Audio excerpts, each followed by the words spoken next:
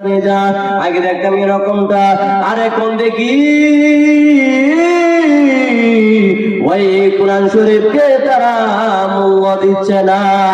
প্রতি করে করে সব মানুষ ঘুমায় থাকে, নিজের সন্তানের কেল্লা কেনা নিজের সন্তান কি করে।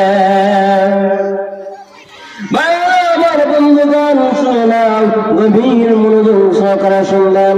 আপনার ওই সন্তানটা এখন ছোট ছিল, ওই সন্তানটাকে তুমি এখন যেভাবে শিক্ষা দিবে তখন সেভাবে বড় হবে। মুসলমান ভাইরা আমার বন্ধুরা, যেমন একটি মাটি, ওই মাটি যখন কাঁচা থাকে, ওই কাঁচা মাটিটা তুমি টিপা দিবা সেভাবে ওই মাটিটা হবে।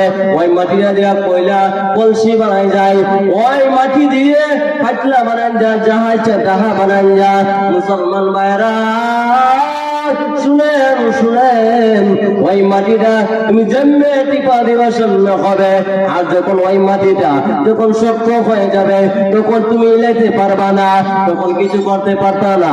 মুসলমান ভাইরা শুনেন,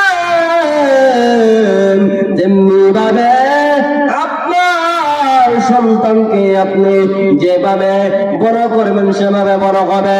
আপনার সন্তানটাকে আপনি যদি সুর বানান এবং ডাকাত বানান তেমনি ভাবে বড় হবে, কিন্তু আর কখনো ভালো হবে না। মুসলমান ভাইরা আমার বন্ধুরা, যেভাবে শিক্ষা দিবেন সেভাবে হবে।